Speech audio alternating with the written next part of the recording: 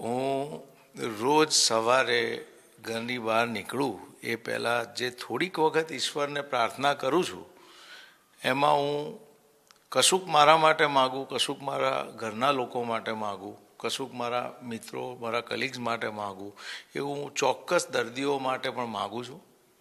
અને હું કાયમ વિચારું છું કે હે ઈશ્વર, તું મને એવા દર્દી આપજે કે જે લાંબુ જીવવા સર્જાયેલા હોય.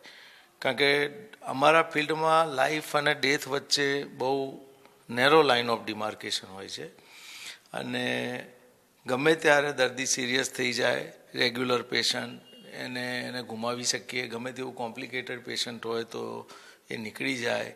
એટલે આ બધું એક વસ્તુ નક્કી છે કે હું મારી જાતને નિમિત્ત ગણું છું અને આનો કોઈ જસ હું લેવા નથી માગતો.